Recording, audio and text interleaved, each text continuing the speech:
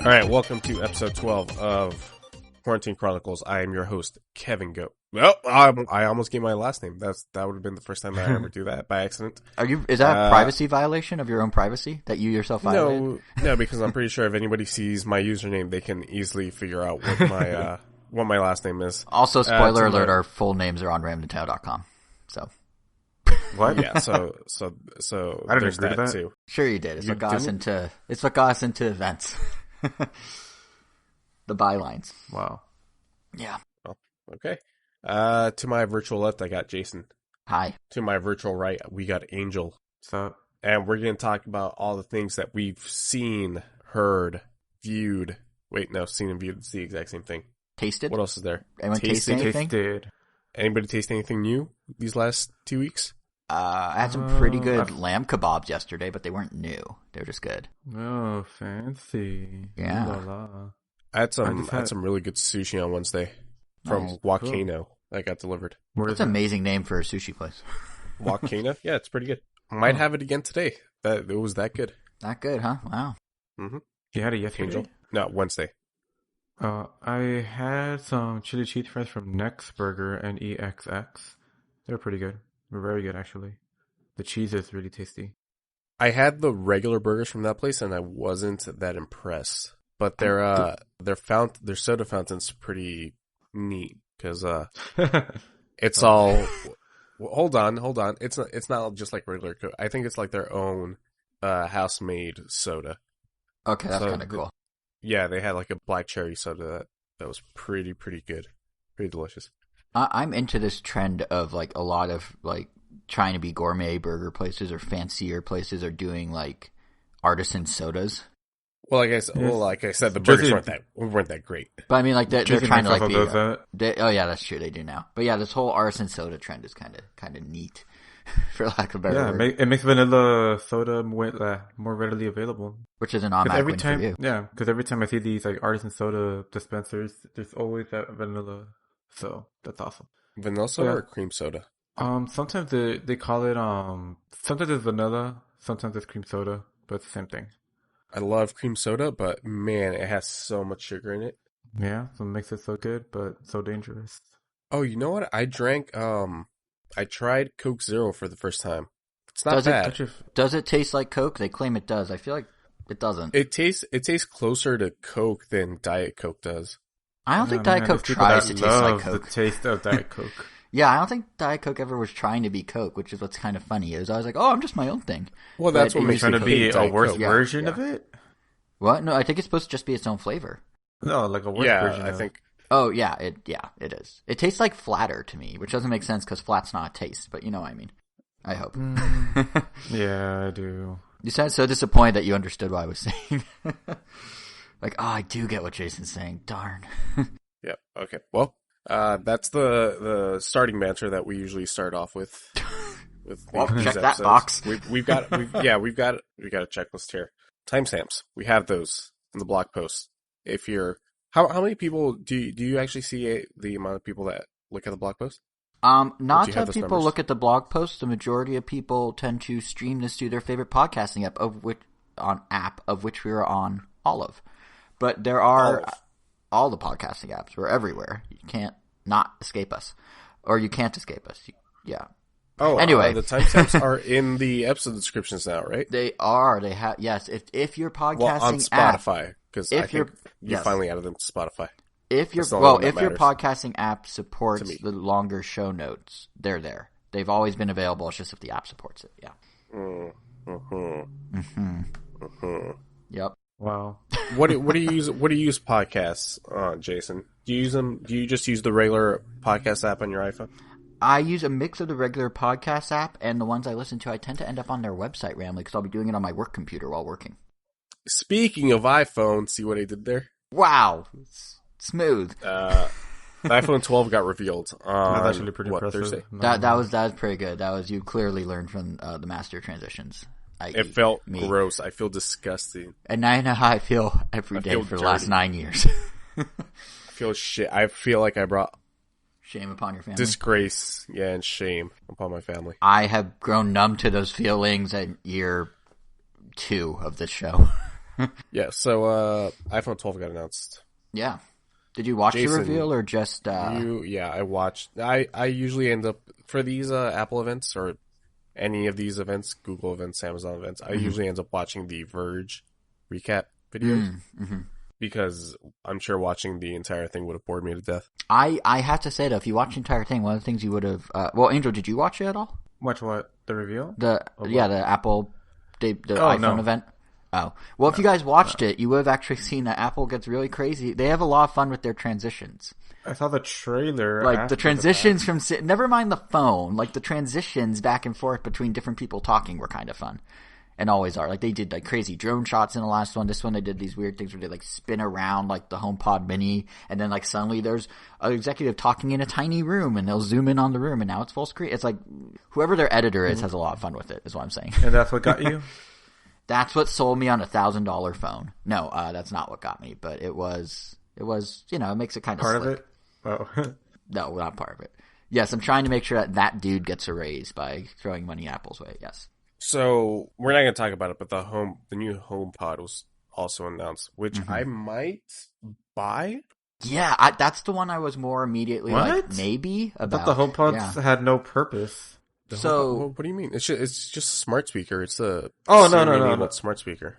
No, like I know what it is, but it always felt like it was a product that I don't know, like everyone already has something that does something similar at their house, so it just never really seemed worth getting. So there was like a better version. I think the difference is if you're in the Apple ecosystem or not. Like in the sense of, I have an I don't want to say it because it's going to set her off, but she's sitting right there. But I have Amazon's Echo over there. And, you know, I can say like turn on the lights or look something up. But like if I want to set a reminder, if I want to like message someone, if I want to do whatever, it doesn't hook into my stuff. It's like a separate thing. So I think for $350, the original HomePod didn't make sense if you want to just be able to like hook into your ecosystem. But for like $99, if the speaker quality is good, like I kind of see where Kevin's coming from. It's not crazy at that point. Yeah, I've had 2 Google Home Minis. The first one broke on me. I had to throw it away. And I got another one for free. Well, both of them have actually been for free. But like, I never use them ever. I think I had it connected, and within a day I disconnected it just because I was like, I need another free outlet. I definitely am not going to use this thing, so let me just disconnect it, and it's in a drawer somewhere. Frankly, I only use mine to turn the lights on, because I have smart lights in the room with it, so that's like the only thing I do with it, really. For what, the Google? No, for Alexa. I'm trying not to say it so it doesn't set it off. Yeah, for my Amazon Echo that I got for free from Mr. Robot randomly. Right. Well, what makes this different? Well, like I said, I'm an iPhone user, so it's going to hook into like all my alarms and stuff like that. My messages. That's it. Oh, I guess. Well, it's like if you want a decent little music speaker that also hooks into your stuff. That's kind of the appeal, I guess. Although it is fun because everything they're talking about. I mean, the biggest thing that it wouldn't hook up to automatically would just be like the music on your phone. But for the most part, I feel I guess since I started using Spotify a lot, like it kind of made that not an issue since the Google Home would play that anyway, and you could also just tell it to set you an alarm. But you know, I guess if you already have something, I guess I've already had a Google Home, it'd still be harder to justify it, even if it did bring some conveniences. I feel like it'd have to be much more significant. There's also the downside of, you know, you can get a Google Home or Echo for like, free. They seem like they give them away for anything. Yeah, they're like either free or $30 or $40. The HomePod Mini is still $100 because it still has kind of Apple premium. But and it also acts as a HomeKit hub. So if you want to do smart home stuff and don't have an Apple TV, which can also act as a HomeKit hub, and don't have an iPad, which can act as a HomeKit hub, this is actually the cheapest way to get into HomeKit and have it be your hub. I think I said HomeKit and Hub more times in that sentence than no, but like because Apple's whole smart home thing requires if you want to access it from outside your Wi-Fi network that you have a central device as the hub. This is that. So it's actually the lowest barrier of entry to get into that smart home ecosystem for Apple users as well. Not only that, but if the sound quality is pretty good and you buy 2, they automatically convert into stereo mode. Which is pretty cool. Pretty dope. And I think they can sync with your Apple TV and becomes back speakers for the Apple TV too. That could be cool. Yeah. So, aside from that, I think the big announcement obviously was the iPhone 12. which one of us said was not going to buy it, and then within 2 days immediately caved. And bought it, and was up at 5 a.m. buying it, and I won't name names either, but I'll just say I'm really tired. But I wonder why you were up at 5 a.m. Yeah, and it's I mean, I just it just felt like a good day to get up before the sunrise. It had nothing to do with saying I wasn't going to buy an iPhone, and then 48 hours later, spending $1,000 on an iPhone. That would be crazy. I would have done that. Okay, so what iPhones are we on? I currently have an iPhone XS. Which, to be fair, has served me very well and continues to serve me quite well.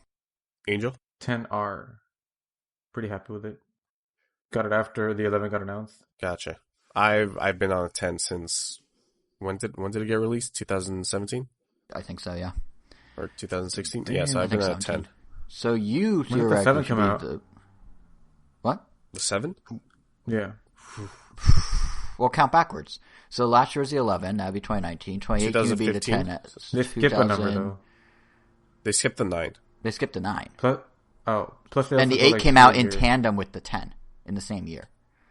Oh, never mind. So you can't just count backwards then.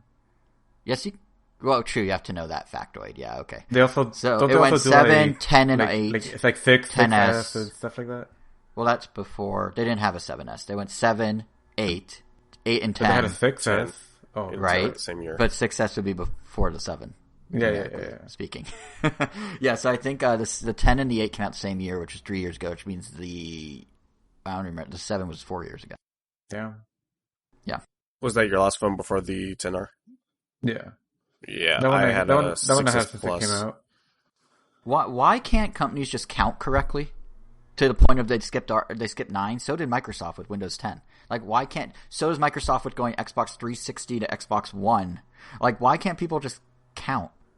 Like, why is it so difficult? Like Sony, literally just going 1, 2, 3, 4, 5. Sony is the one company that understands numbers correctly. It seems. At least Nintendo's going the just random word route, so I guess they don't really need any kind of consistency. And sometimes they amend another word on top of their word, and it gets more confusing, like Wii U. But mostly or 3DS. But mostly it's logical.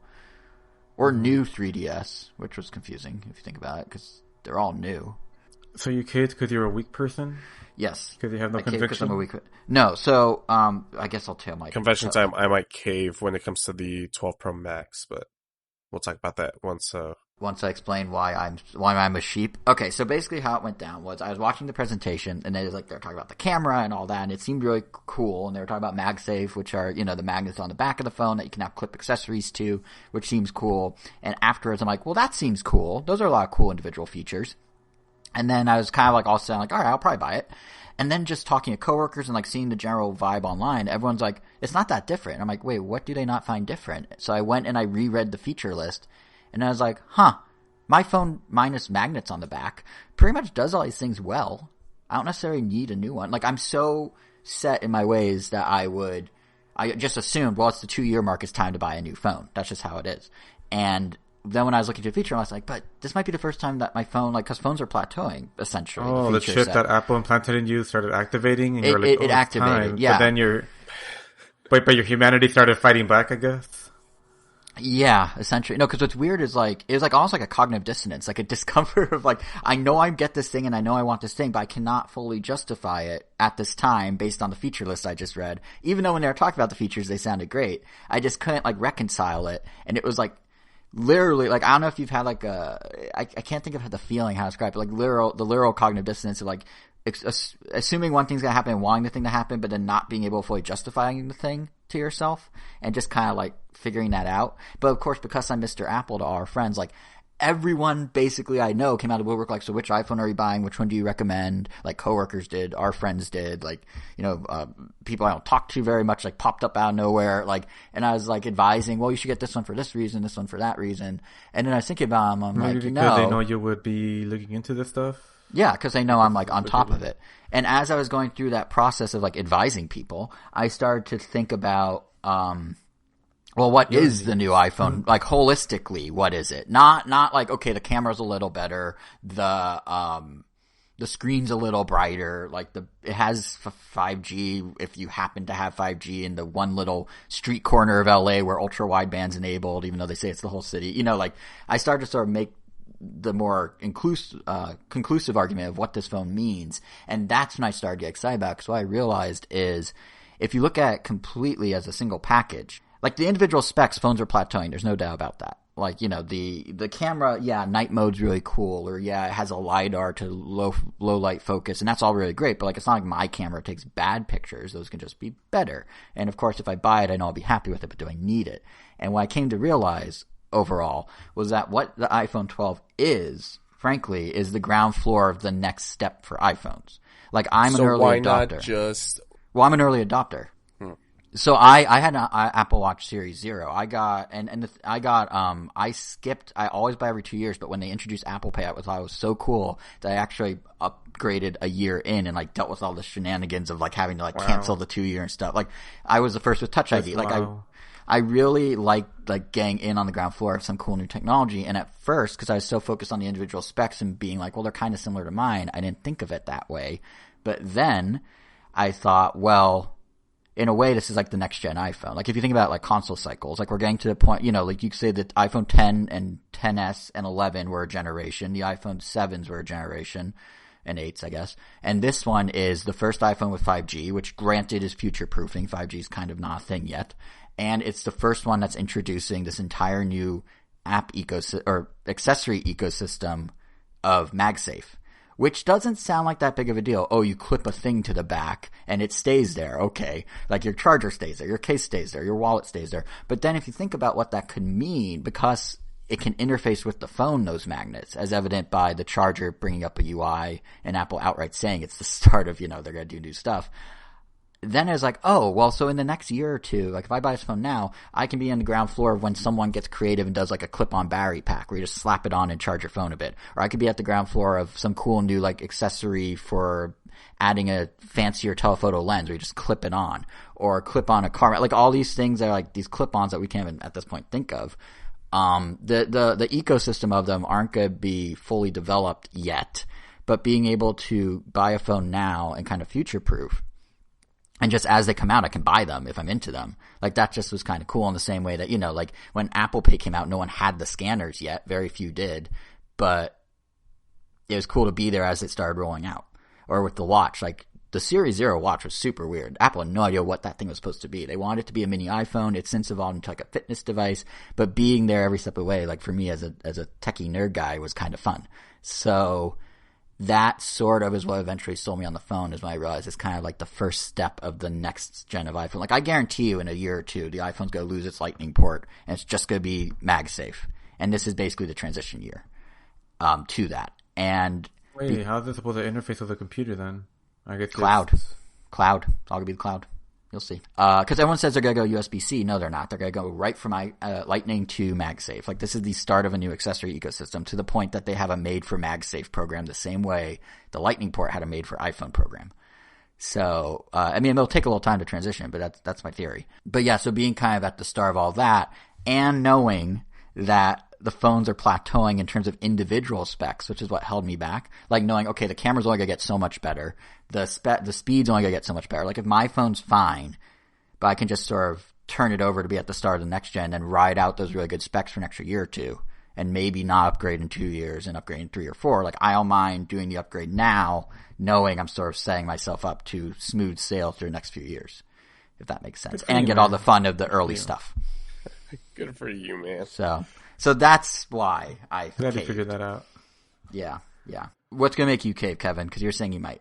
I think this is the best looking iPhone since the 5, for obvious reason, because it's literally just the form factor of the 4 and the 5. I've always hated these curved phones. Well, not that they're curved, but you know what I mean. I've always hated these rounded edges phones. Yeah. I like phones when they look, I guess, professional, and something about the square look just looks professional to me. It doesn't look like a toy.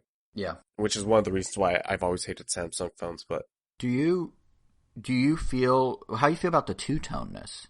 Because the one thing I like about the current 10 and 10s and the 7 is it feels like it's a single device. Like, I love the ice cream sandwich look of the 4 as well. Like, you know, like the metal bar. And I think the stainless steel is going to look super slick on the blue one I'm getting. But I really don't like when they make the camera module stick out.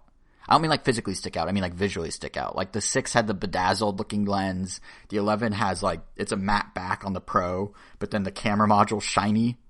And that kind of rubs me the wrong way. I mean, I'm obviously fine enough with it to buy it, but I've always thought the like contrast of like a camera on the back where it's like, look, we slapped it on, versus like the 10S and the 10, like the camera module blends it's sticking out, but design wise and coloring, it blends perfectly with the rest of the phone. Doesn't bother me at all. Okay. Cause yeah, it feels like a cohesive thing to me. At all. Interesting. I think MagSafe really sold me. Right? Isn't it slick? Yeah. So I have a little card holder on the back of my phone. And while it hasn't lost its adhesiveness, being able to just pop it off so that I can finally wirelessly charge my phone seems pretty cool. Mm-hmm. Instead of having to, I can't wirelessly charge my phone. I always have to use a cable. I always have to use my lightning cable. So being able to pop it off, and I was reading the Verge article, and they said theoretically it's not impossible for them to try and make it so that you could wirelessly charge your phone while still having an accessory on it, you know? Mm-hmm. I don't know how they would go ahead and do that, but you mean without MagSafe, the engineer, or with MagSafe? With MagSafe. Oh yeah, well, Apple straight up said in the presentation they're stackable, so they pass it through the magnets. As long as you have a MagSafe accessory, it passes through. Yeah. Yeah, so I thought that was really cool. Is this the first year that Apple's selling a clear case? I believe they might have done one before, but I would use clear hesitantly, because that clear case isn't exactly clear because of that big MagSafe ring on it. Well, theoretically, I'd be putting on that clear case and then putting on the card holder. Yeah, that's what they're banking on, is that people will cover it up with another MagSafe accessory. It's like designed to be part of buying multiple things, which is the most Apple-y thing in the world. I think it's MagSafe that pretty much sold me. Are they using a new screen on this? So they're using it might be the same as the 11, but they're upgrading to a Super Retina XDR. So like for us, Kevin, because we're on the 10 and 10S, we just had Super Retina. Now it has 3 more letters, so you know. Right, and I guess that makes it better. Well, yeah, I guess. Well, yeah. Anytime Apple amends a name with more words, it usually means it's upgraded. I mean, that's true for any company, but I think it's brighter. I think it does Dolby Vision. I think it films and shoot in Dolby Vision. All the iPhone 12s, you can shoot anything on iPhone 12 and it'll process it in Dolby Vision HDR, which is kind of crazy. Like that's so that's cinema quality. I'm not a photo shooter. Are either of you two? Well, Jason, I know you are for a fact. Mm-hmm. Angel, do you shoot photos a lot? He's a poser photo shooter. I'm a poser. No, not really. I wouldn't say so. Like if we go to Austin, I'll take pictures and stuff, but it's like kind of haphazardly. Like when we went to Tokyo, like I would just take pictures of like random landmarks and very rarely actually be in the picture. But like I'll just literally like point the camera in that direction and not even maybe wait a few seconds and just take it, where I know like Jason would, take his time and maybe try to find like the best framing for it and that kind of stuff.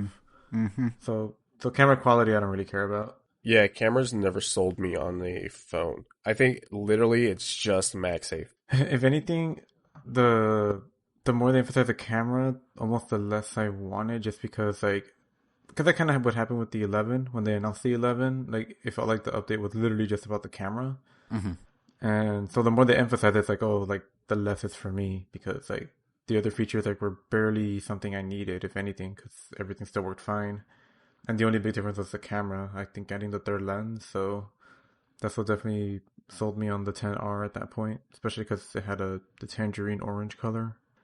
It's funny because like what you're describing about the camera was basically like my initial hesitation. I'm like, I don't need this thing. Was like my 10S camera is great. Like I mean obviously low light now it's gonna be spectacular with the 12 probably, but like it was fine. And so I looked at it exactly like that. I was like, well, I don't need the camera. My camera's okay. And usually every iPhone has had something else. So like to kind of your point about MagSafe, that ended up being that and future proofing 5G ended up being the something else that was the thing that really pushed me. But it is funny that even me, Mr. Photographer, when I was like looking at the photos, I'm like, wow, look at that low light, and then I'd look at my camera and be like, yeah, but I take good photos as is. It's okay. But then it was like kind of as everything came together that I finally was like, okay, yeah, maybe it's MagSafe in its future, maybe it's eventual 5G, and yeah. I was really gonna hold out because I want a high refresh screen, and this is still stuck at 60 hertz. Is it that big of a deal? They gotta save something for the S. It is that big of a deal. Have you looked at a 90 hertz or even 120 Probably hertz not. screen? That's probably why I guess I don't know. Wait, doesn't your iPad have it, Angel, or is your iPad too old? Or when you had an iPad Pro, or do you still have an iPad? I still have an iPad Pro. Yeah, you have 120 hertz on there. Pretty sure. Do I? Pretty sure. Can I go to the settings and just see? Possibly.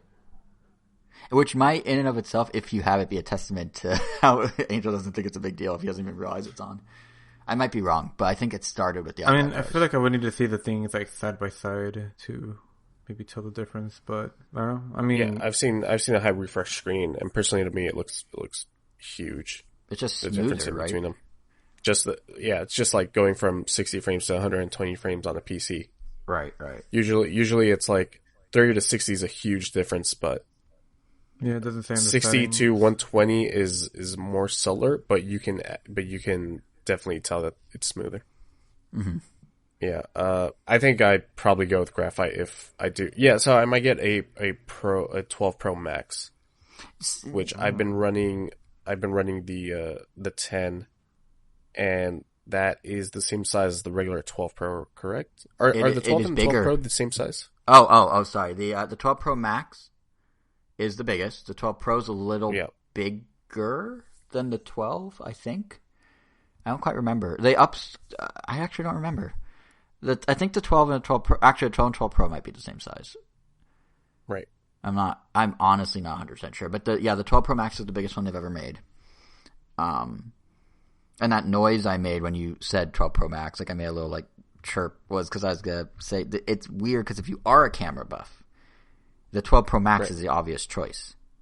I don't know who the 12 Pro is for. I mean, obviously I bought it, and I'm a camera buff. For you, because you want to be a pro. You don't want to be a pleb with your regular 12. What I mean is, if you want the best camera, which is literally, they're saying, okay, you're getting a regular 12, Jason? No, I'm getting a 12 Pro, but I'm getting the regular size 12 Pro. Wait, why not just the 12 Pro Max? Oh, well, I guess you never really get the Max. I don't like that big of a screen, honestly. Like I prefer like roughly the size that they're doing. And you know that because you've had phones that big in the past? Well, I've used phones that big. Like I've used friends' phones that big. How big was the Droid X? Much smaller than this. Compared to a phone we might know of. At the time it was big, and it was at like I 5-inch screen or something. Huge, the Droid X was huge. But next you're gonna tell me like, oh, it was only as big as like an iPhone 4, and I'm like, what? No. It was the Droid X was like, and I liked my Droid X, but the Droid X screen size was no, that was a BlackBerry. The Droid X I dropped down my lap. The Droid X had a 4.3 inch screen.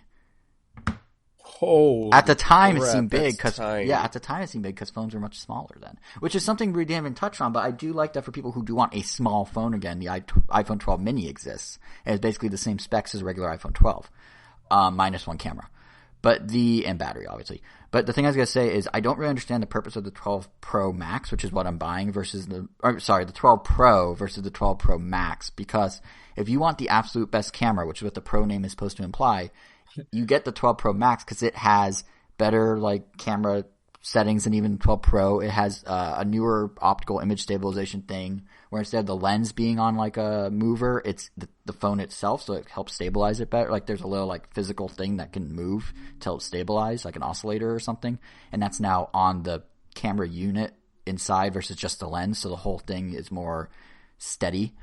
And like if you're really serious about getting the best camera, that seems like what you would do. And if you're not really serious about getting the best camera, the 12 has a really good camera and has the same HDR and the same night mode on every camera and all that. The only thing it's missing is the telephoto lens. So for it's like weird because you basically go, all right, I'll get the same cameras as what the 12 has with a hair better improvement and one extra lens, in a 12 Pro. But if you want like the actual full improvements, the actual whatever Apple's touting, you need the Pro Max. And the price difference from the 12 to the Pro regular, it's like, I don't know how many people are gonna find it worth it for the total. It's like it's either 100 or 150, and at that point, it's like, well, unless you really want a telephoto lens, which I do, I use my telephoto lens more than I ever thought I would.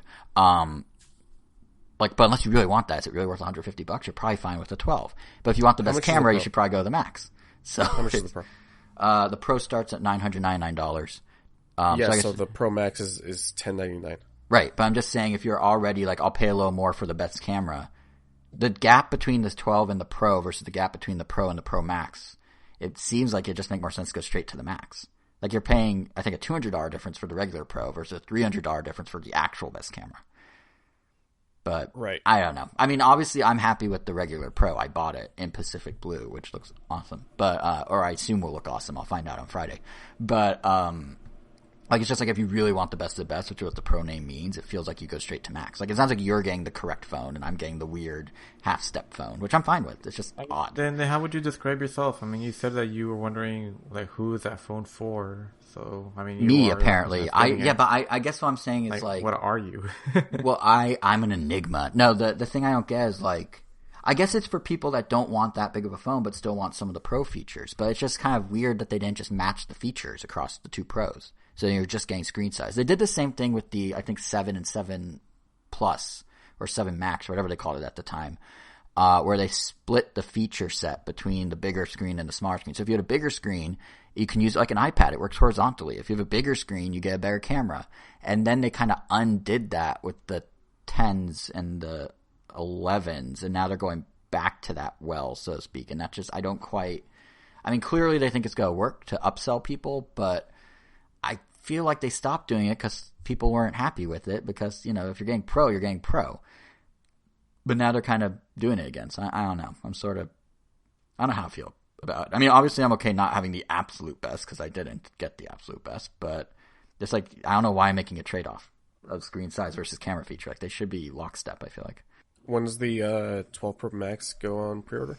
I believe early November. I want to say like the 6th or something, and then it's out like the 13th or something. Oh boy. Yeah, so going from a 10... Angel, what would make you upgrade?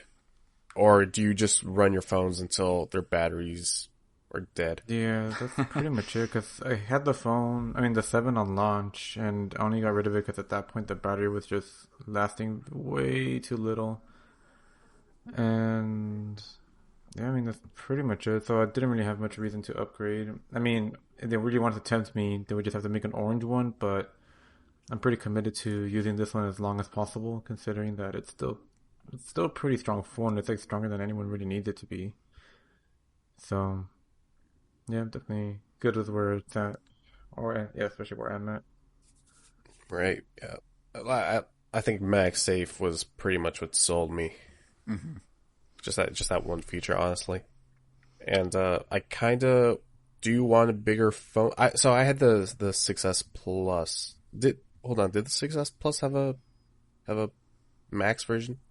Yes. Well, it was the right? Plus. It was the 6S Plus. Yeah. Yeah. They just swapped out Plus for Max, but yeah. I don't remember if it was the 7 that they finally had a bigger one. The 6 was the first that went bigger with the S, yeah. And that was kind of the S tier, big features. Now we can give you a bigger screen. Yeah. So I kind of now want a bigger screen because I have been playing Genshin Impact, which I think unless we're done with talking about iPhones, I think we can move on, right? Your transitions today, I'm so proud. It's so disgusting. Why would you even say that out loud? Because I am. But no, how is Genshin Impact, honestly? Because all I know is everyone's like, it's like Breath of the Wild. It's like a knockoff of Breath of the Wild, except it's getting some sites are saying it's better, which I can't wrap my head around. It's definitely not better. Okay, that's good. So basically, Genshin Impact is... Whoa, that says a lot considering you don't like the other one, so... Well, I like this more than Breath of the Wild. It's clearly not... It's like Destiny is not better than Breath of the Wild, but I enjoy Destiny and I hate Breath of the Wild. I guess if that makes sense. Personal opinion in there. It sounds like, because usually people will say, like when they don't like something, like they truly mean it's not as good as what other people are saying. But No. It's refreshing to find someone that can separate their interest or know when it's like an interest thing versus the game is designed badly thing. Yeah, personal preference versus quality of product. Yeah, exactly. Yeah. So Genshin Impact is a free-to-play RPG with gacha mechanics. So as I've barely been following the story, but at the beginning of the game, you get a cutscene between this brother and this sister who are fighting some witch, and then you lose, or you choose between the brother or the sister, and then you get transported to, I don't know, basically knock off Hyrule. Low rule? Yeah, low rule.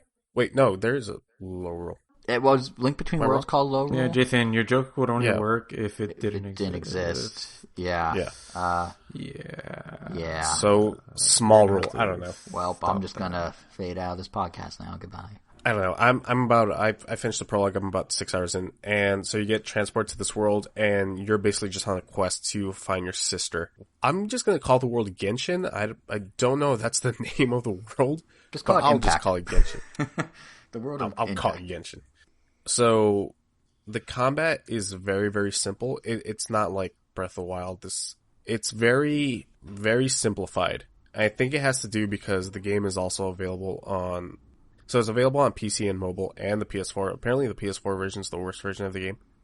Really? Because it doesn't have cross-save, while the mobile and the PC versions have cross-save. Hopefully when this game comes out on Switch, it also has cross-save. So it's coming to Switch? You basically... I'm sorry? It's coming to Switch? I didn't know that. It's coming to Switch, yeah. Oh, okay. So basically you only have an attack. You have just one attack button. You could hold it to do like a special move, but then you also have an elemental ability and your super in a sense. And that's as far as it goes for the combat. Where the depth of the combat comes into play is with character switching. So you create a party of 4 characters, and all 4 characters are not on the screen at once. You manually switch between them. So I'm going to assume, because the way that it's done on the PS4 is you switch between them with your D-pad. That's how you can do it on the Switch. On mobile, you just tap on their names that are on the right-hand screen. And on the PC, you will just press 1 or 2 or 3 or 4 on the number row to switch over. So where the depth comes in is it's an elemental based game where, let's say you have a character who uses, this is going to sound weird, but wet attacks, right? Yeah, that sounds weird. That sounds weird. Wet like attacks. Just soggy attacks. Let's say they're using to water-based attacks? That's what I meant, water-based attacks. Because I'm all like, wet just sounds like very specific. Like it doesn't deal damage, it just like gives you like a status effect of wet, which makes you get weaker to lightning or something. No, so you're right on the money. So when you use that's why I said wet. When you use water-based attacks, an enemy will get a wet status effect, right? So then what you will obviously want to do is you'll switch over to your ice character that you have, and then use your ice attack ability, and then they will freeze. Or you can also switch over to your lightning character and do even more damage. So it's Let's like say instead you of... freeze. Or sorry, go ahead. Yep. No, go ahead. I was just going to say, so instead of it being like an RPG where you just have a single status you can put on someone, you can basically combo the statuses? Yes, that's where that's where everything comes into play. So let's say you have an enemy that's frozen, and you switch it over to your fire character, and you use a fire ability on them, then they will melt, which does like this huge amount of damage. It's similar to Breath of the Wild. If there's an enemy that's on fire and you use a wind attack, so this one guy has like a tornado attack, or a tornado special, then you will make basically a fire tornado, or even a water tornado, or what have you. Right. That's also where the gacha comes in, because all the characters have to be unlocked through gacha means. Oh boy. So, yeah. So you get, right off the bat, you get 5 characters essentially for free. You get your main guy or gal, who's a wind type. You get a fire archer, you get an ice swordsman, and you get an electric witch. And that's it. And if you want to get other elements or other weapons, well, you're going to have to use the gacha stuff. And the game is pretty good in giving you one for free. Like a free, I think they're called wishes. Wishes which will get you 10 items, which will either be weapons or characters. But the probability, the stats of you getting a bunch of characters is pretty low. I've seen the first pack that everybody gets for, I guess, essentially free. The first pack. Some people have been lucky enough to get a 5-star character, and then like a couple of 4-star characters, which I only got one 4-star character, and that's the 4-star character that you're guaranteed with that pack. So I wasn't lucky enough. Yeah, you don't have luck on your side at this time, at least. But it is very Breath of the Wild in that you can climb anything and you have a stamina bar. You can cook pretty much anywhere, and then you'll get status buffs and plus your health. And I don't think there's a dubious food equivalent in this game. The game looks fantastic, and the game runs for a free to play game. Damn. The game looks what's amazing. That other one? The one that takes place in space and it's also free to play. The one that takes place in space. It's been like it's a really popular. It's been going on for quite a while. Among Us. On the Switch. Warframe. Warframe. There you go. That one also has like production values that do not look like they come from a free to play game. Yeah. Yeah. Well, I mean, if you think about Fortnite, that has production values that wouldn't be a free to play game too. Like free to play is becoming such a dominant thing. That was a game that you had to pay for with Fortnite Save the World. That's true. Yeah. That's true. But I'm not sure if with all the money that they made from Save the World, that's how they were able to make Battle Royale. So, did they make much money from Save the World? I thought it kind of bombed until they pivoted it. Save the World apparently has like a huge fan base. Oh, not a huge fan base, but a very passionate fan base. Interesting. And they still do. They don't do as big updates as they do with Battle Royale, but they do still come up with updates and stuff like that. Right. But yeah, I think big budget free to play is where things are heading, just as more and more companies. I mean, obviously some don't work, like when Amazon tried with Crucible and then backpedaled so hard they canceled the game. But I think we are going to start seeing more and more of this sort of thing. It's just inevitable at this point. Yeah, and so I've never been into gacha games. Even there's a Shin Megami Tensei one that I definitely don't even want to get into. But I can see myself as soon as I started playing the game. The combat is very simple, but like I said, with the elemental based combos, there's some depth in there, even as simplistic as it is. I can see myself playing this for a good while. It's an absolute Gomi game. You have quests. You have. They need its own emblem. I'm sorry? I thought they need its own logo, like the Gomi game. It needs a trademark symbol or something. You gotta say Gomi game TM or something, or Gomi game R in a circle, or like you need to trademark that. This week's Gomi games are. Yeah. You have your dailies. You have all this stuff. You got like an adventure log. Yeah, you have this adventure log of like, oh, here's what you should do to upgrade your adventure level. Oh, so that's a different thing. So your adventure level, you have your adventure level, and then you have your individual character levels, and then you also have your weapon levels that can. Yeah, so there's a lot of grinding in this game, a lot of grinding, and that's where these games. How do you get experience for each? Like, do you only get adventure levels from playing the adventure, or can you get like adventure levels from something else, or? Well, you get very little adventure level from just killing enemies, and very little character level from also killing enemies. But there's various items that you can use to up those by a crazy amount. I still haven't gotten to the. That's where the money comes in, baby. And apparently it's worked because they made like $100 million in the first 2 weeks that it was out in the US. So there are whales out there. I don't expect to be a whale, but I can see myself. I have no self-control, dude. I spent so much money on Apex Legends this last season. I spent so much money on loot boxes back when I started playing Overwatch. I have to be very, very careful, or this game is going to financially destroy me. I don't mean to laugh at your misfortune, but I hope not. Yeah. Pretty mean, Jason. Yeah, I know. I'm such a jerk. But no, I hope not. But yeah, that's how they get you. The addictive nature. Yeah, that's they gotch me. So,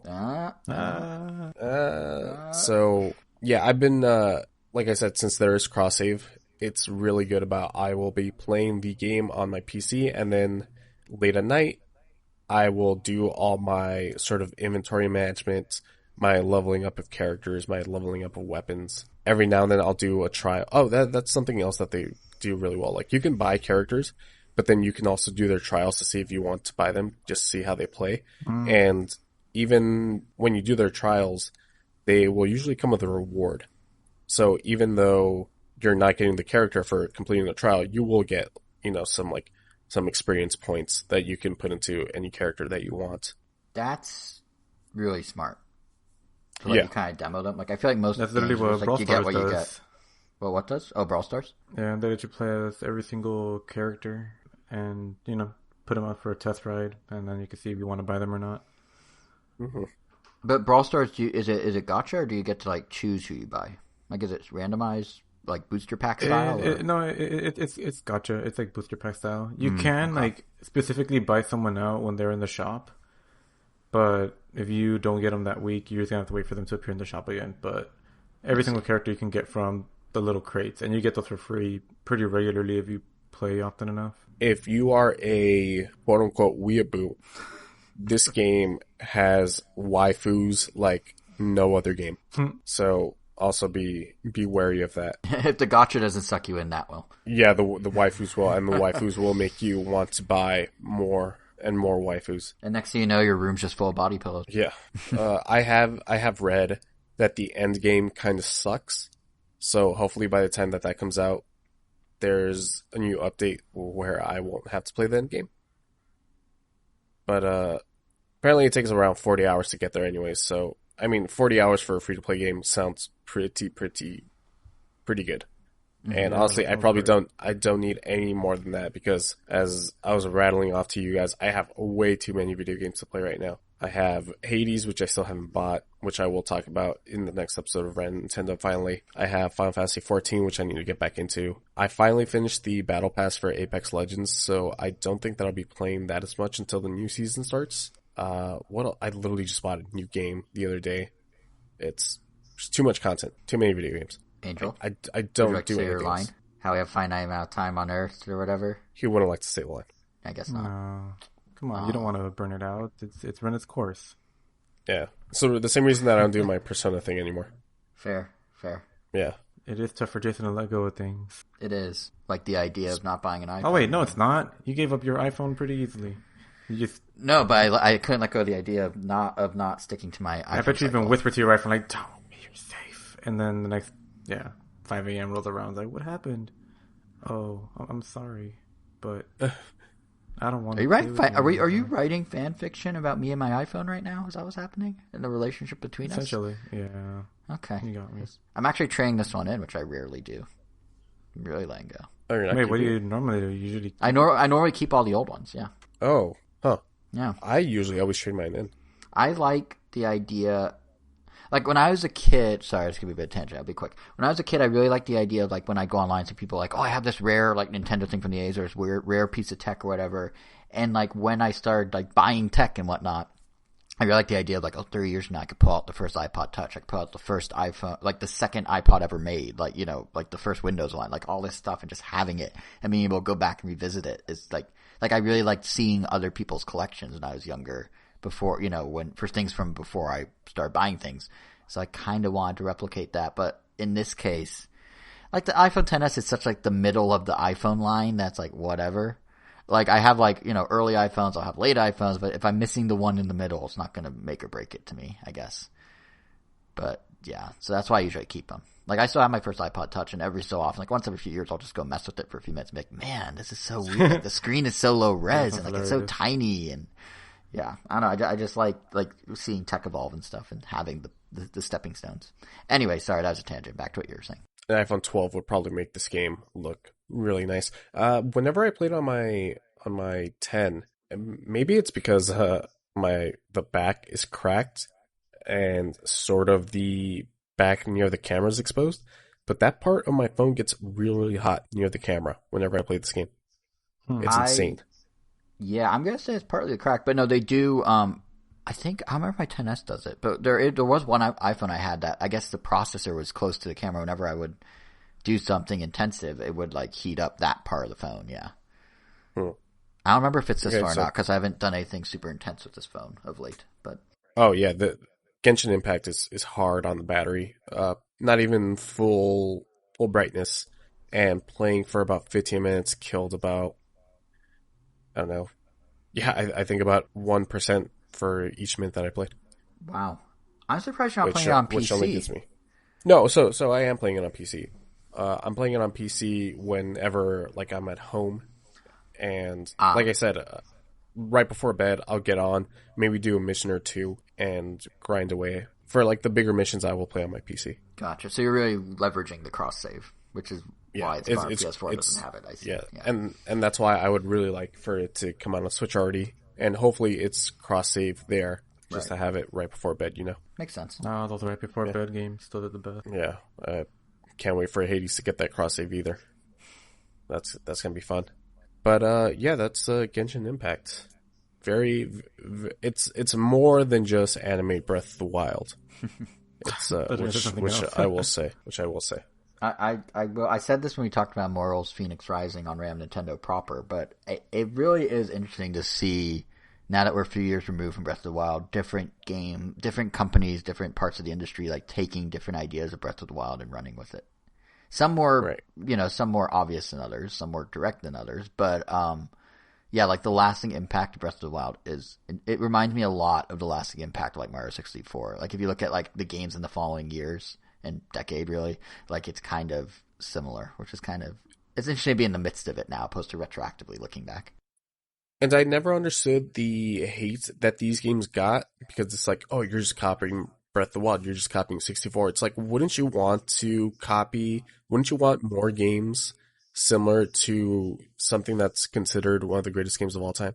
Yeah, the way I've always looked at it is like everything is inspired by something else, right? So you would want to see how people build on top of that foundation that someone else lay. I guess where people are upset is when it's like egregious. Like I remember when we were talking about Immortals, like some of the stuff is like 1-to-1 with Breath of the Wild. Like so, like you have a glowing blue energy, and that can be. I can see why people are like, well, that's not. You're just kind of ripping it off. But like this sounds like it takes some of the core stuff and really puts its own spin on it.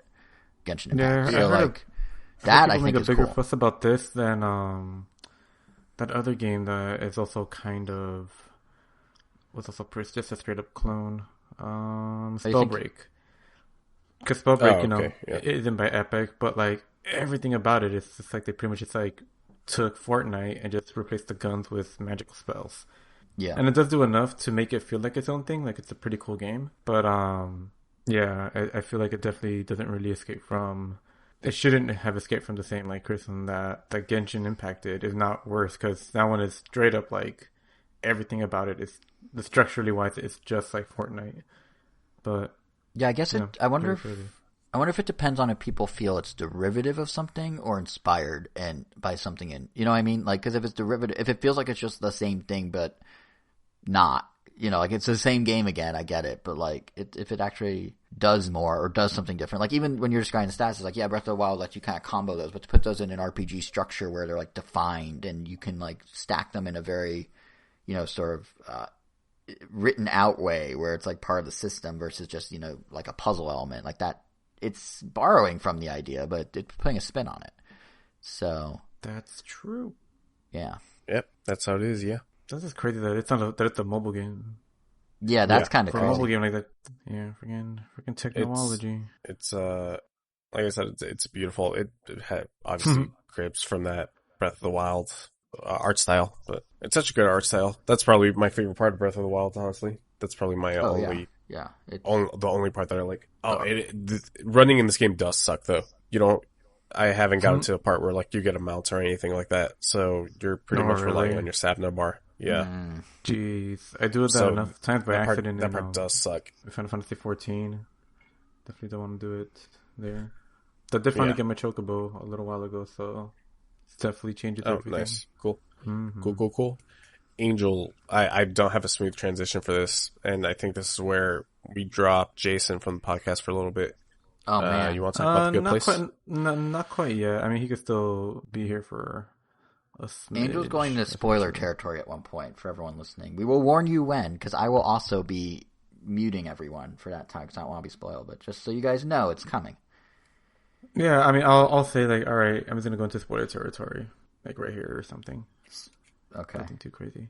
And then someone has to signal me when I come back because I can't obviously hear you at that point. Well, we'll just message you. That would work. Yeah. Mm-hmm. Yeah, a podcast first where some people just can't be here. Well, some people just can't even and leave. Yeah, I think this is the first time we've ever had someone like kind of quote unquote like step away for a section. It's also the first time that we've ever done full on spoilers for something that not everyone that's on the podcast has done or heard or care about. Yeah. Or not care about or whatever, however you want to word it. However you want to word it, he says. Yep. Alright, well, so The Good Place. Man, I did not expect to like the show as much as I did.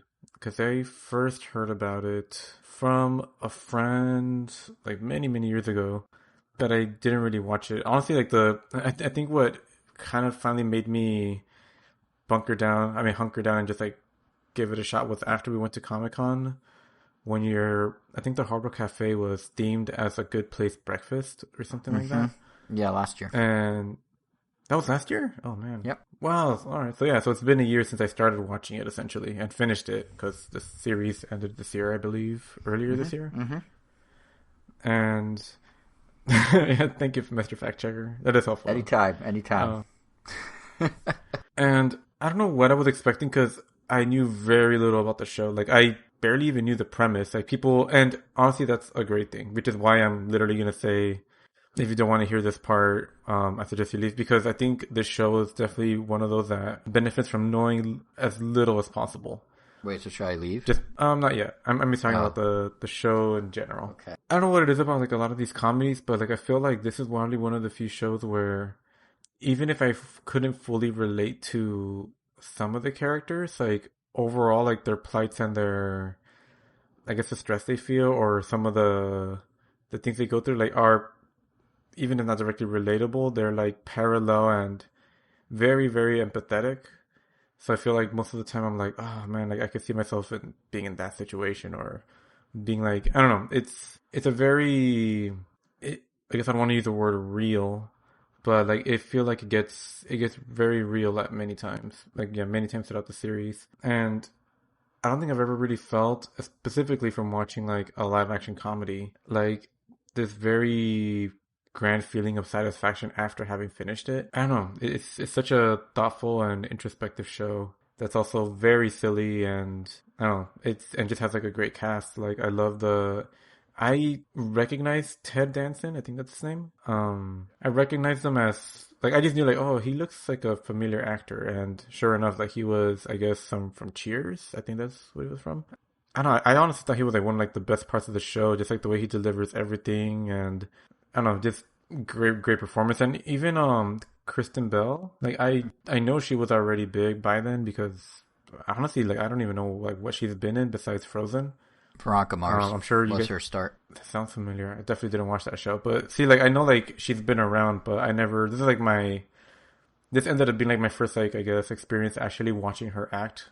Like, Not for a long true. time. You saw Forgetting Sarah Marshall with me, and she was in it. Well, there you go. I Fact checker is back. Yeah. No, she was in Forgetting Sarah Marshall as well. This is the first time me actually like watching it and being like, "Oh, this is Kristen Bell." Probably didn't even know who Kristen Bell was when we saw that movie initially. You knew her as Russell Brand, the rock star's girlfriend? No, that's wrong. Just kidding. Jason Segel's girlfriend, who he then ends up getting in the hole. Wait, who is she in that movie? She is right. Kristen Bell. Yeah. Kristen All right, Bell? get the one fact check our fact checker. Jason Segel's girlfriend. Jason Segel's ex-girlfriend, who then gets with Russell Brand. Okay, so I was right with both answers. Double fact check. Boom. yeah, her. The blonde in Forgetting Sarah Marshall, Angel. Alright, so the blonde and Forgetting Sarah Marshall. Yeah, so her, and then I don't know who.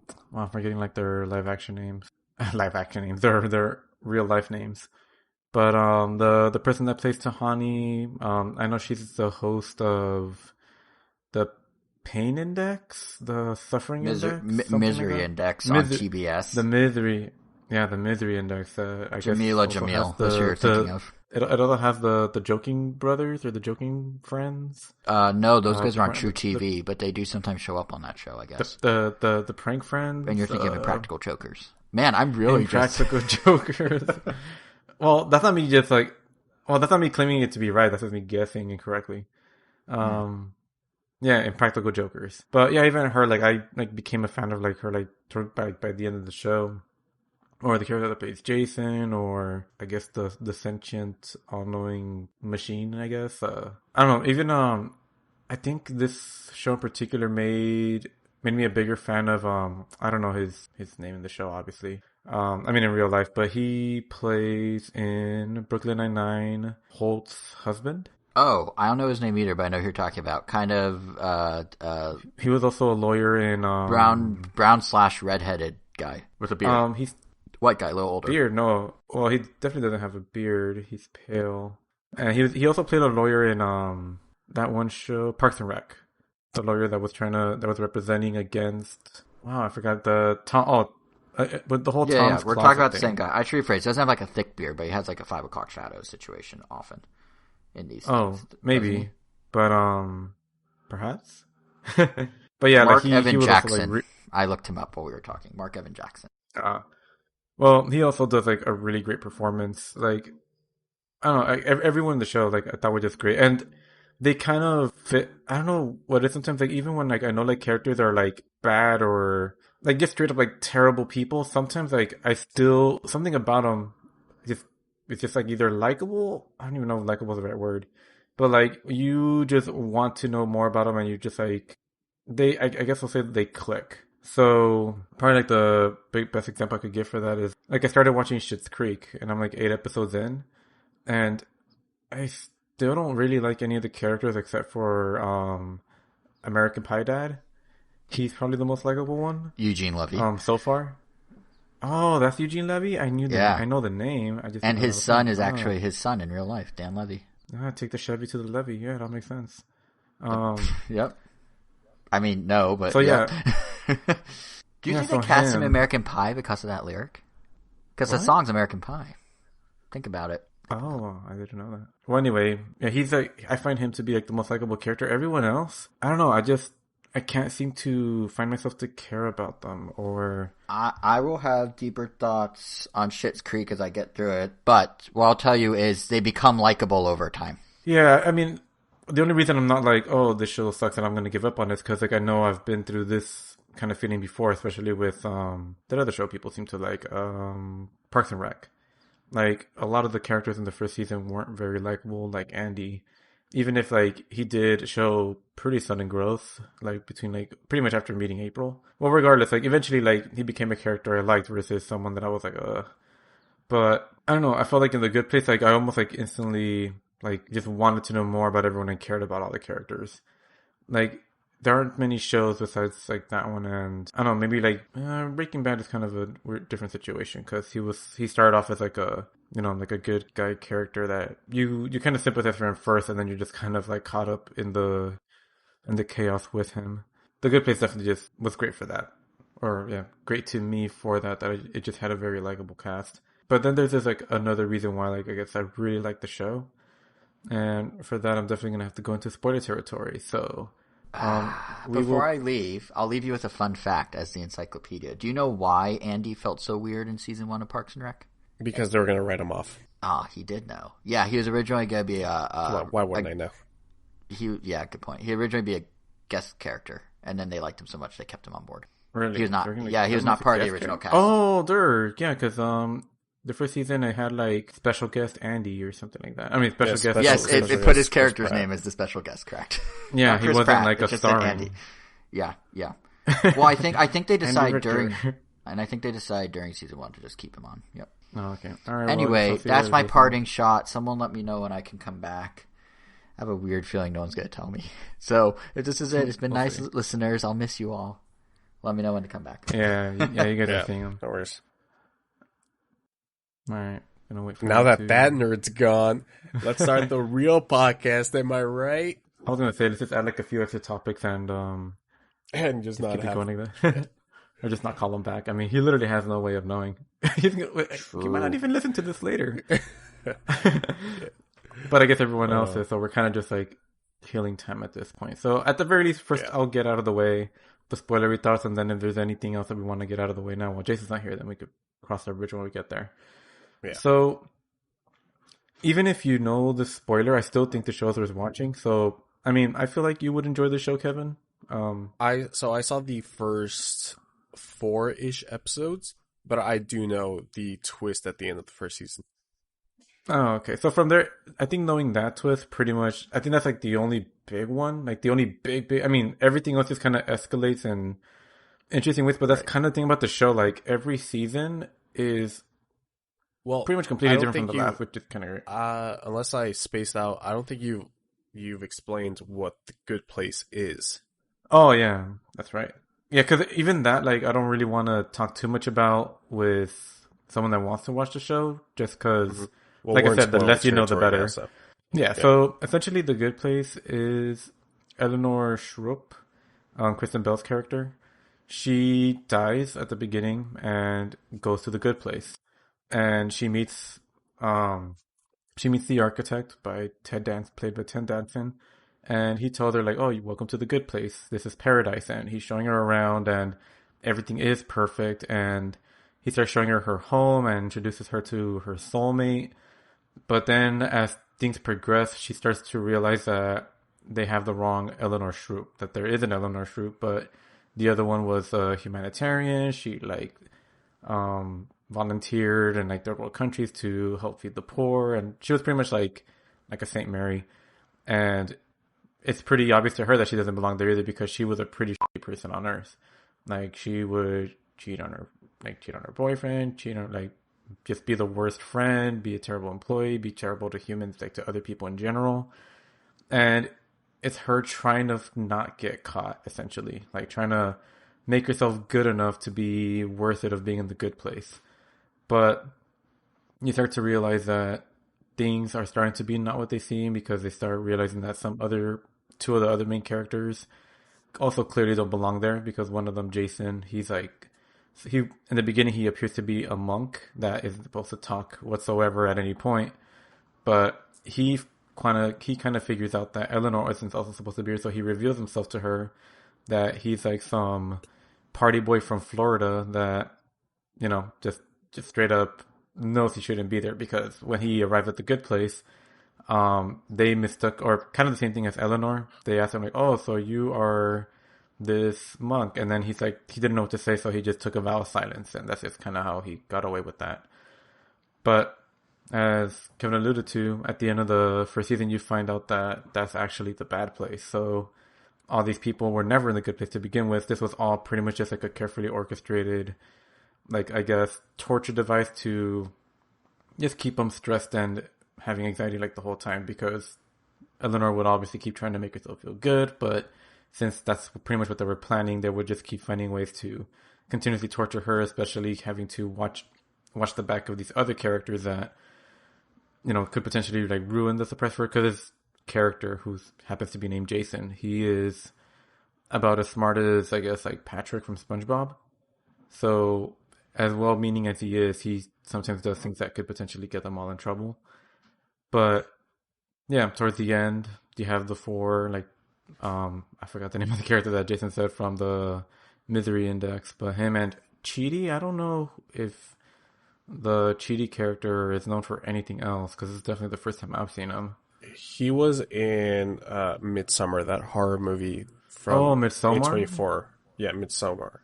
He was in that. Oh, huh. He was one of the main characters in that movie. Interesting. Seems like it'd Yeah. be weird to see him acting something else, but that kind of goes for any Oh yeah. show. It's very any it's very character. weird seeing him in that movie.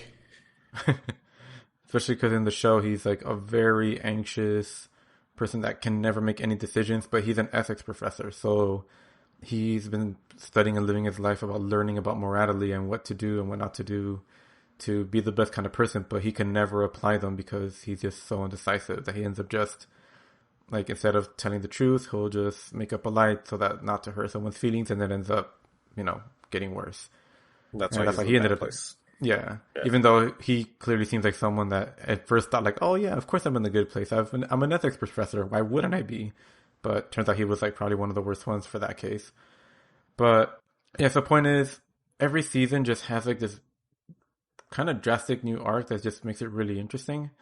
Like the first season is pretty much you're following like, all right, they're in the good place. We need to make sure we escape from it. The second season, it's like, oh, we got caught, knowing that it's the bad place. But the demons, they just wiped their memories and they just kept trying the experiment again because it turns out that this was like a trial that, or pretty much they normally torture people in the bad place the way you imagine typical hell would be. Pitchforks, penis flattening, and butthole spiders and stuff like that. Stuff from the show. Okay.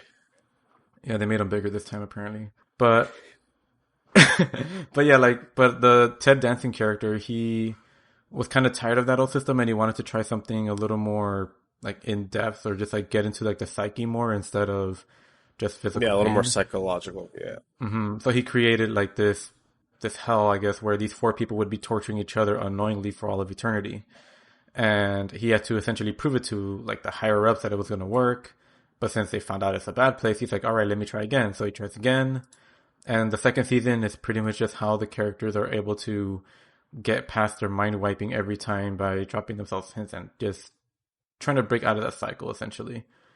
But then it turns out that so then the third season is kind of where it almost flips in a different direction where essentially at some point down the road, the whole project ends up making the four characters really good people.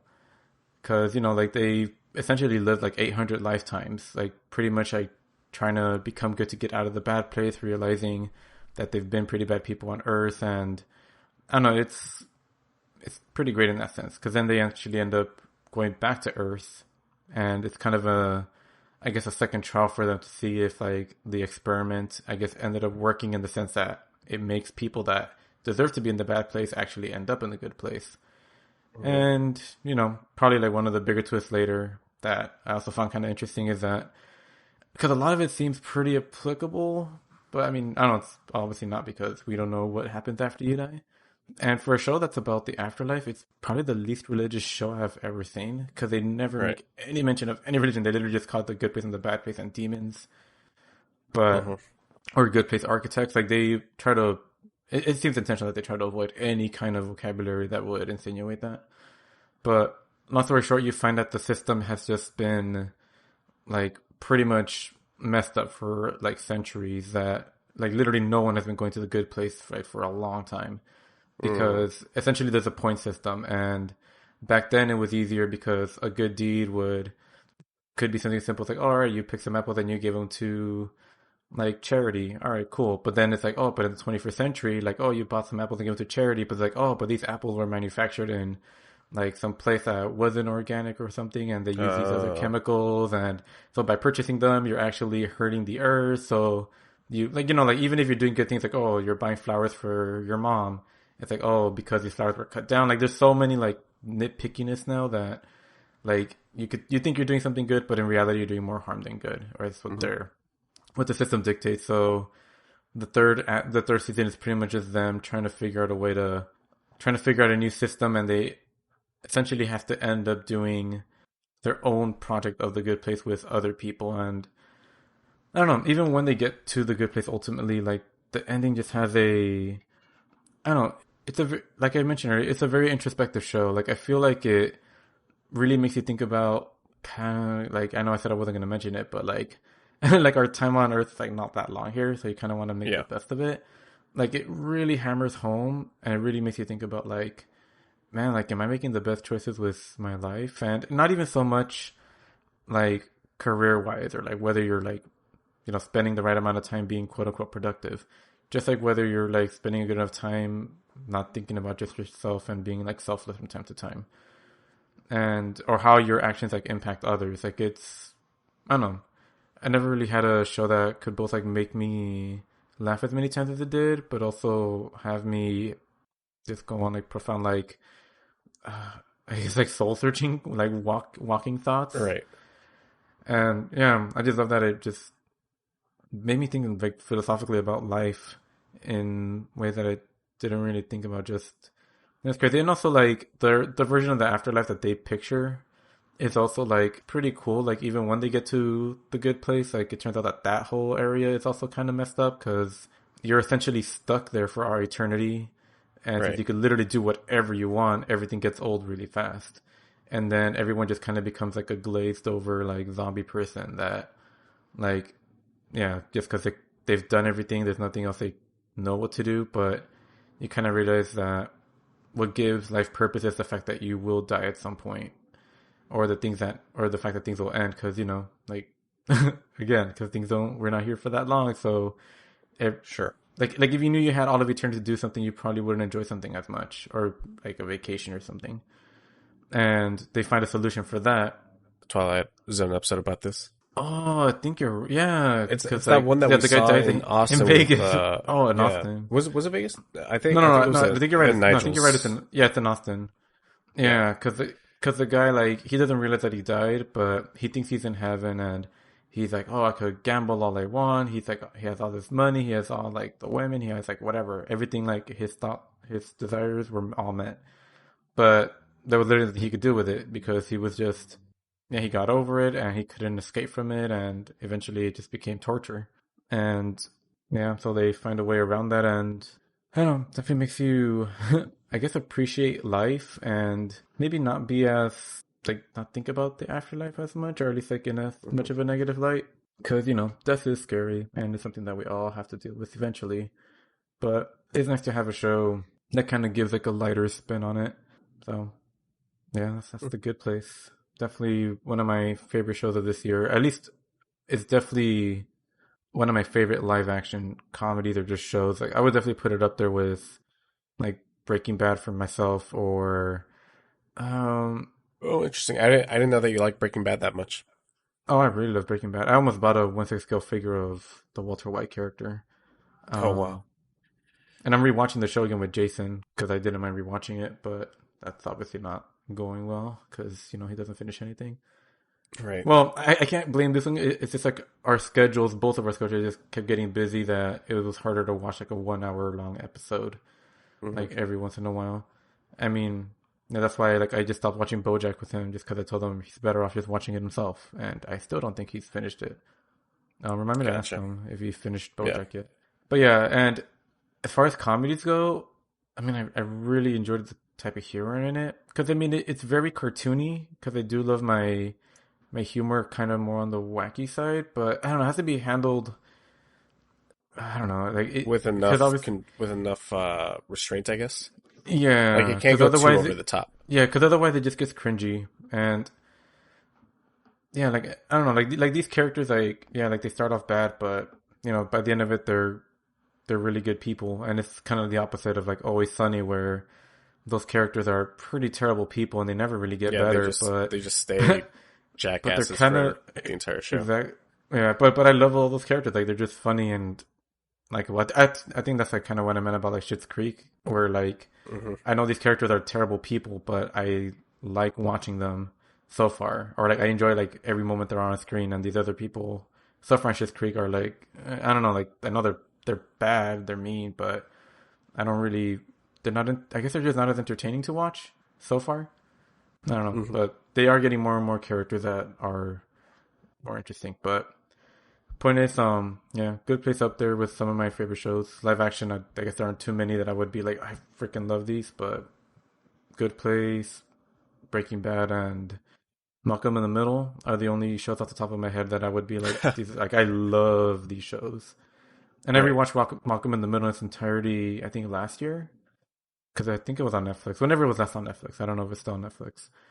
But, man, I felt like that show, like, got better, like, in the second rewatch. Maybe because now I'm older and I can really more relate to the adults of the show. Better. Yeah. And it's not just, like, the kids' rule mentality. But, yeah, it's hard for me to stack those three because they're also all pretty different. Like, Breaking Bad is, like, a straight-up drama. Yeah, it's a crime drama. And then exactly, yeah. And then Good Place, it's like I don't know. It's just a comedy. I mean, there is some drama. Like it can get serious at times, but for the most part, I would say it's like a It's like a deep comedy. Yeah. Yeah. And because Malcolm in the Middle is just like, it's just a comedy, it's just a sitcom, but yeah, without a laugh track. Mm-hmm. But yeah, I mean, Parks and Rec and Office, I like those shows. I mean, I like Arrested Development, or at least like the first 3 seasons, because I haven't watched the 5th, and I think I've seen the 4th. Oh, I did see the 4th. But yeah, yeah, I don't think I would put them up there. Those are, I think, more shows I like to watch in the background without really paying attention. Yeah, just casually. Yeah. But the other ones, I would actually need to pay attention, or would want to pay attention. Yeah, that's the good place. That's the good place. All right. This is the good place right now. That?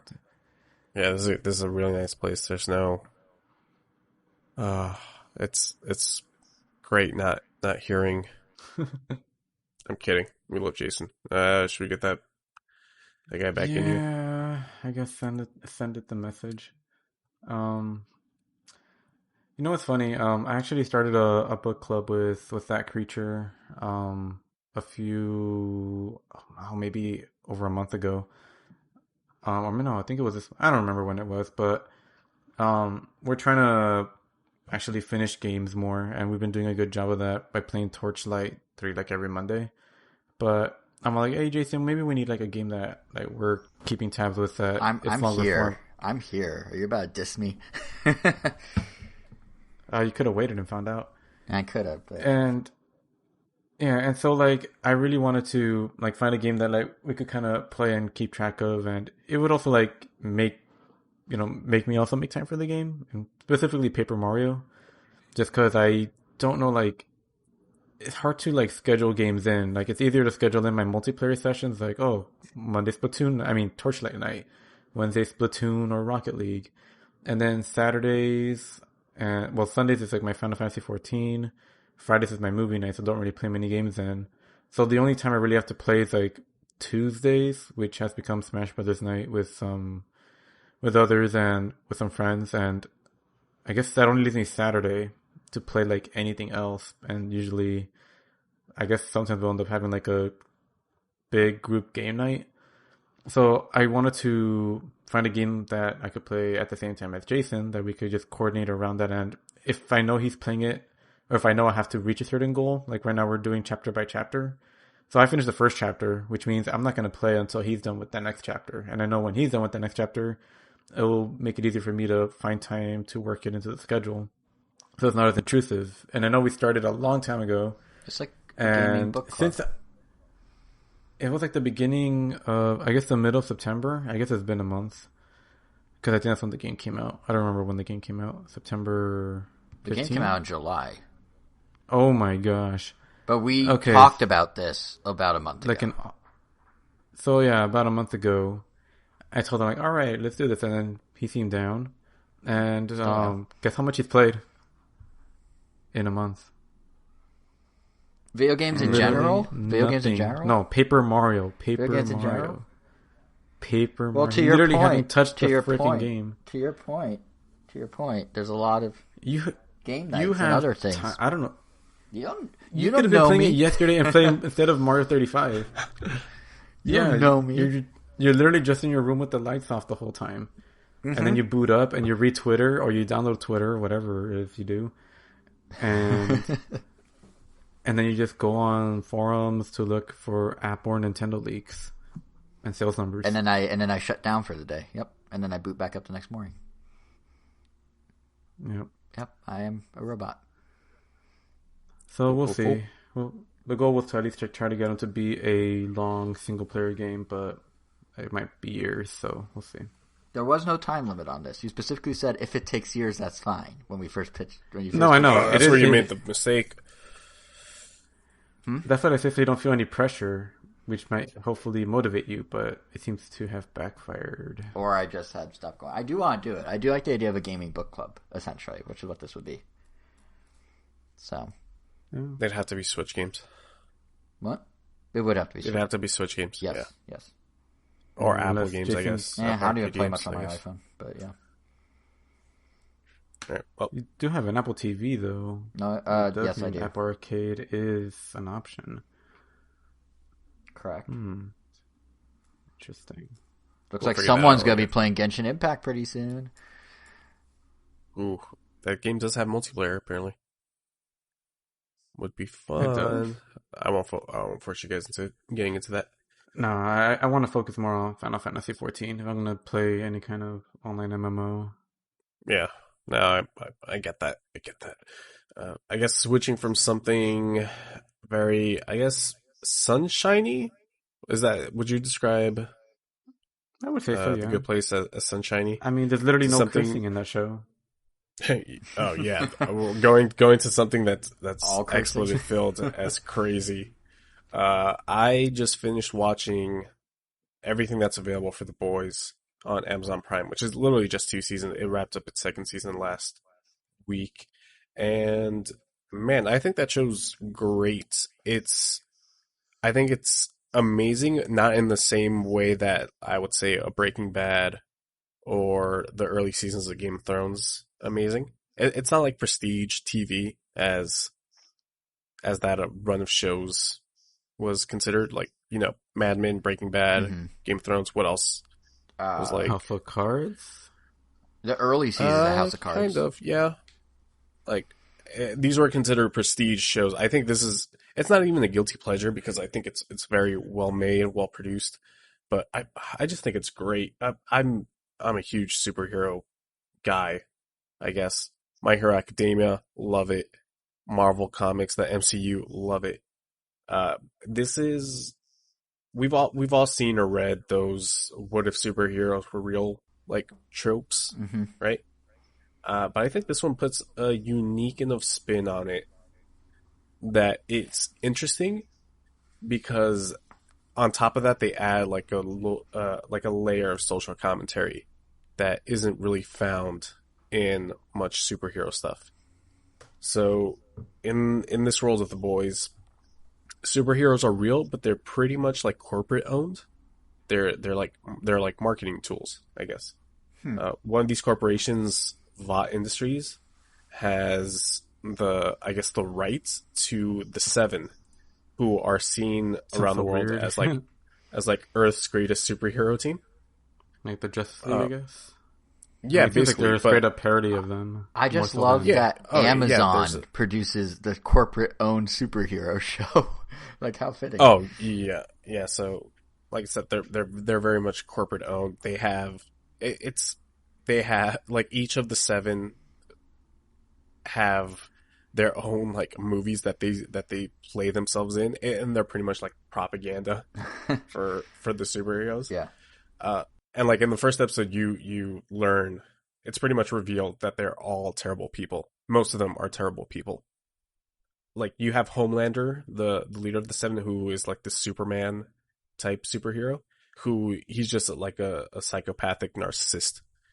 Then you have the Deep, who is the like Aquaman equivalent, and I guess trigger warning, he like sexually assaults the newest member of the Seven. This show gets like pretty dark. It's not as dark or edgy as the comic book that the show's based on, but it's still, it's still up there.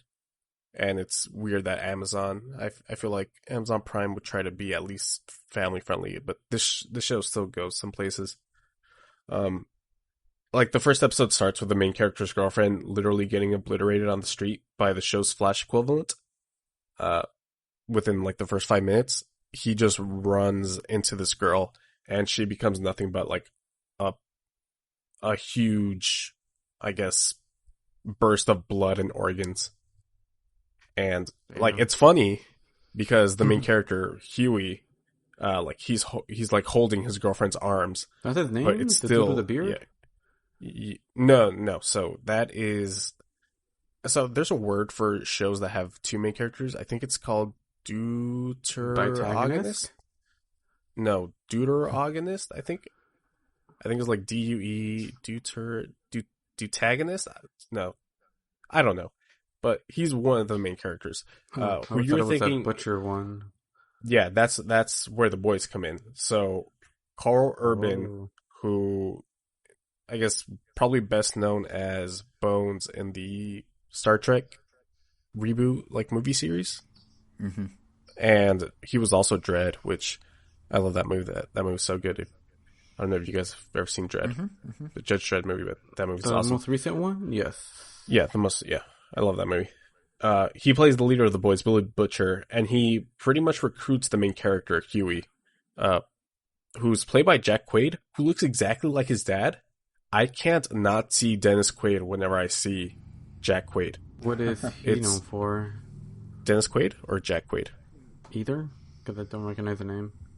Dennis Quaid is the dad from The Parent Trap. Oh, okay. I knew that would get him. Yeah, you got to talk in Angelese, yeah. I mean, because a lot, so. you know, a is lot that of the people... Pierce Brosnan looking dude? Yeah, exactly. I knew that would get him. Yeah, no, because a lot of people might say like Day After Tomorrow or like something like that, but yeah, Parent Trap was that was a good one. Well, that's to be fair, The Parent Trap was the first movie that came to my mind too. Ah, okay, yeah, Day After Tomorrow is the one I always think of. Yeah, so what about his son? I don't think he's been in. I think this is probably the thing that he's going to become most well known for. Because this show's huge, but we'll get into that a little bit later. So he joins the boys to essentially bring down Vought. And they're trying to do this pretty much completely outmatched. Oh, there are going to be some spoilers in this. Get out of here, Jason. No, this one I don't mind as much. Or so do you just want to leave again? That too. It was very lonely. You joke about me sitting and staring at the wall, but I didn't know how long I was gone, so I literally was just, and I didn't want to make noise on the mic, so I literally was just sitting and staring at the wall. Your prophecy you made the prophecy come true. Well, you're a robot. There are 5 boys, and none of them have superpowers. Oh, that's not true. The only one that does have superpowers is the female, Kimiko. But that's still basically 1 against 7. So they have to use their wits pretty much in order to take down this I guess this conglomerate. No, it's not a conglomerate, but this international group of superheroes. And what I think that's Kimiko's powers. She is, I guess, think of X-23 without the claws, like the claws, basically. So just superhuman everything, I guess. Superhuman everything, a healing factor. She can pretty much come back from the dead, that kind of thing. But I think I think that's as far as I'll go with the spoilers. But I think the acting is pretty well done. Like the actor who plays Homelander, the Superman archetype. He's played by this guy named Anthony Starr. I don't know like what he's done in the past, but he plays the narcissist so well that you kind of feel for him, but at the end of the day, he's still this huge jackass that has no moral compass, who will do whatever he wants. Like, in the first episode, I think he tells some poor IT girl, I'm the world's greatest superhero and I can do whatever the F I want. Even though he's supposed to be the Superman, and the Superman like morally centered and everything. Yeah. Yeah, exactly. Yeah, it's good thing he's on our side, right? Wait, he's not. Yeah. I mean, he is. He's like the public. He's the face of this, this corporation. So he has to make it look good. And it's very funny how the first season pretty much satirizes, I guess, every modern, like, it satirizes the MCU. They talk smack about like Joss Whedon and how Joss Whedon would make superheroes sound. They actually name them? Yeah, they name drop. I didn't realize it took place on Earth. Oh yeah, it takes place on Earth. That was like they make. I don't know, but like I don't know if I guess Spider-Man would be a thing in this world. I'm not too sure about that. But like they make fun of Zack Snyder, which I thoroughly enjoy because I don't like Zack Snyder. So they'll do that. The second season, I guess I'll spoil a little bit of the second season. So, but it's more like the overall thing. I'm not going to spoil details. The second season gets really into the social unrest, or I guess the radicalization of like the alt-right, because they introduced this character Stormfront, played by Ayakash, who I love. Ayakash, she was in one of my favorite shows, one of my favorite comedies, You're the Worst. I don't know if either of you guys have ever seen that show. I've heard of it from you. Not.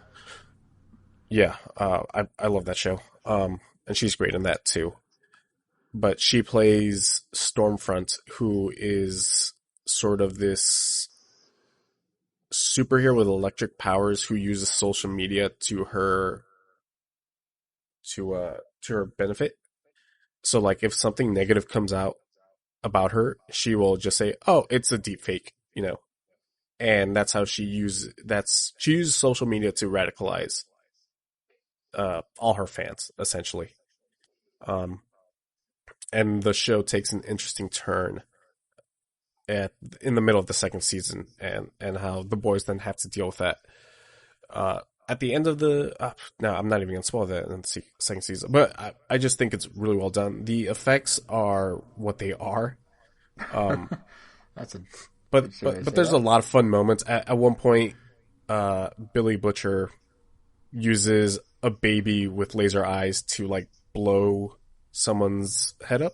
Like it's a darkly funny show, but they do get into some serious topics, such as like I mentioned earlier, sexual assault. Mm-hmm.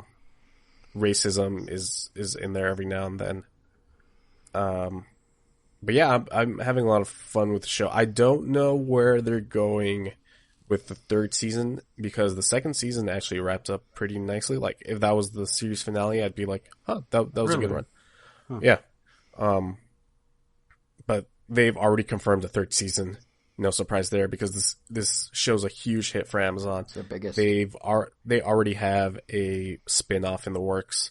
Really? Of like, yeah, think Sky High. Wait, like a dark Sky High? Pretty much. That's kind of funny. But yeah, in college, in like a superhero college. Angel, to your question of really, yeah, it's the first Amazon Prime show to crack the top 10 list of shows being watched across streaming ever.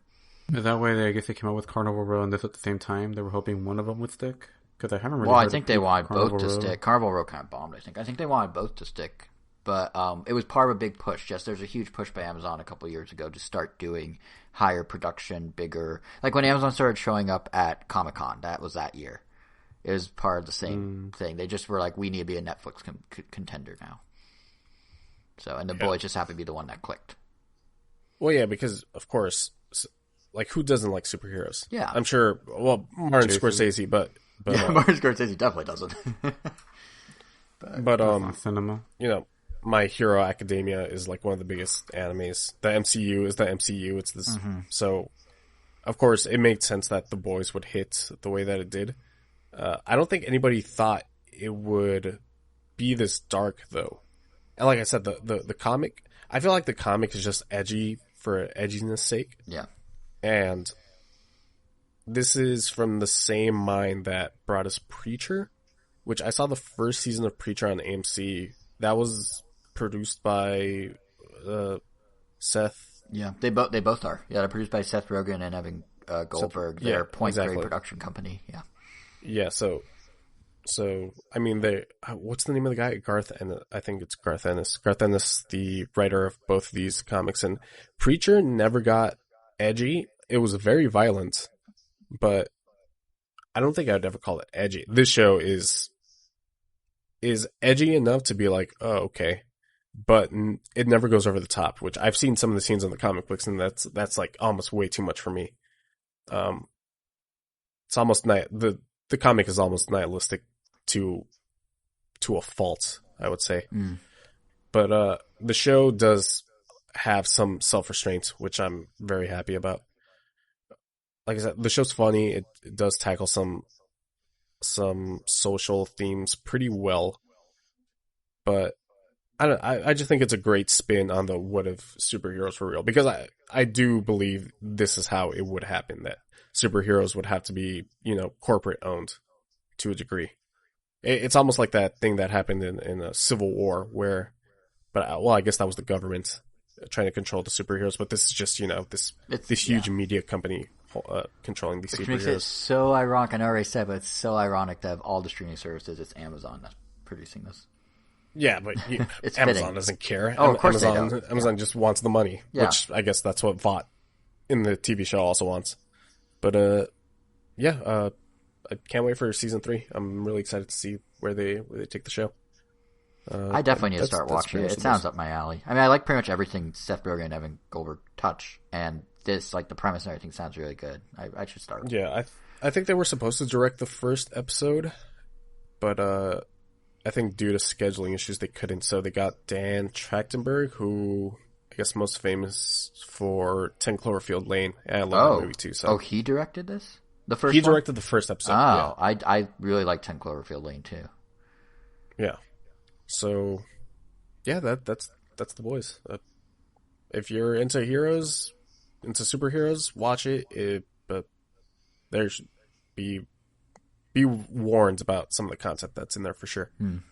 TV very MA. Very, very MA. Oh yeah, fucking the C word. Oh yeah, there's sex, but like. No, I said XXX. Right. So he's saying yes, there is sex. XXX. Yes, there's a. I know you misheard him. I just covered for you. The Billy Butcher. I don't know if he's supposed to be Irish, but he used the C word a lot, like a lot. He at least 5 times every 30 minutes in this show. Wow. Jeez. So I guess at least 10 times an episode. I don't know why I said that. What would the average be in 12-minute chunks, Kevin? We got the 30-minute chunk and the 60. What would be the 12? Yeah, that's the boys. Loving it. Nice. And I think that, unless you guys have any other topics you want to bring up, I think that'll do it for this episode of Warranty So Chronicles. that's the boys, and that does it for these boys, is what you're saying? Yeah, that does it for these boys right here. Oh, yeah. Oh, yeah. I deserve a trophy for that one. That was. You deserve to be muted again. You deserve to just leave. We had a good little discussion. I'll have to. It's weird to say I'll have to listen back to the recording to know what was talked about. No, it's fine. You don't have to. You don't have to. Okay. I'll just cut it out of the edit, and it'll just be between me and Angel. That's fine. There's gonna be a weird gap. So here are the spoilers for Good Place, and here are the boys. Yeah, not as Terrence and Jason, and then just cut that halfway through that. Oh boy. Cool. Oh boy. So that'll do it for this episode. You're probably listening to a podcast app of your choice. Is it Spotify? Is it Apple Podcasts? Maybe it's Pandora. Does Google Podcasts tickle your fancy? I don't know. We're also on Stitcher, TuneIn Radio, iHeartRadio. I feel like I'm missing one. YouTube? No, a podcast app. I don't think so. No, okay, yeah. We are Random Nintendo.com on YouTube. You can follow us on our Twitter at Random Nintendo. Our individual our individual Twitters are Jason is at JSR7, Angel is at Weiro_O, WEIRO_O. I am Kevin Gomi, and I think that's all the housekeeping, right? I believe so. All right, cool. And with that, Jason, take us out. Don't be like me. Stay strong. Stick to your convictions. Don't spend $1,000 where you say you're not going to.